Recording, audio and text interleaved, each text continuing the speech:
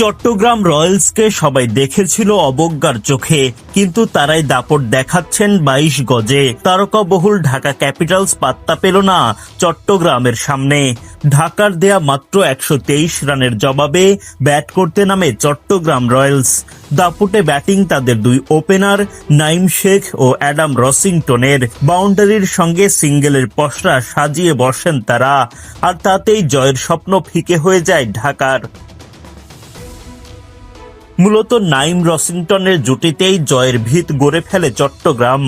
ঢাকার বোলাররা খানিকটা চ্যালেঞ্জ তৈরি করলেও তাতে কোনো লাভই হয়নি। দাপুটে জয় নিয়ে মাঠ ছাড়ে চট্টগ্রাম।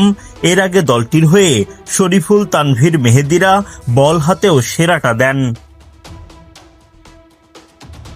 শুক্রবার বিপিএলে দিনের প্রথম ম্যাচে মুখোমুখি হয় ঢাকা ক্যাপিটালস ও চট্টগ্রাম রয়্যালস। টস জিতে আগে বোলিংয়ের সিদ্ধান্ত নেয় চট্টগ্রাম। ঢাকার হয়ে ইনিংস শুরু করতে নামেন সাইফ হাসান ও জুবাইদ আকবরী। শরীফুল ইসলামের করা প্রথম ওভারেই উইকেট হারায় ঢাকা। এলবিডব্লিউর ফাঁদে পড়েন সাইফ হাসান। 4 বল খেলে 1 রান করে ফিরে যান তিনি। ঢাকার আরেক ওপেনার জুবাইদ আকবরীও উইকেট হারান শরীফুল ইসলামের বলে।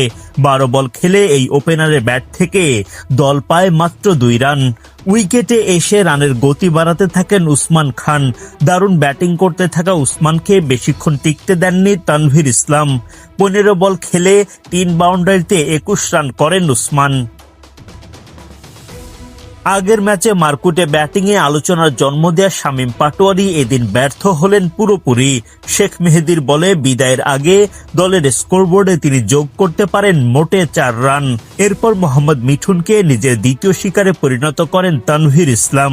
মাত্র 46 রানে 5 উইকেট হারিয়ে ধুঁকতে থাকে ঢাকা ক্যাপিটালস। দলের হাল ধরতে ব্যর্থ হন সাব্বির রহমান। শেখ মেহেদীর বলে বিদায় নিতে হয় তাকে। 8 বল খেলে 1 ছক্কায় 9 রান করেন সাব্বির। ইমাদ ওয়াসিমকে বিদায় করে নিজের তৃতীয় উইকেট তোলেন তানভীর ইসলাম। 66 রানে 7 উইকেট হারায় ঢাকা। মহাবিপাকে পড়া দলটার হয়ে তখন লড়াই করতে থাকেন মোহাম্মদ সাইফ উদ্দিন ও নাসির হোসেন। তাদের ব্যাটে ভর করে 100 রানের গন্ডি পার করে ঢাকা ক্যাপিটালস। মাঝারি মানের পুঁজি ওঠে তাদের ঘরে।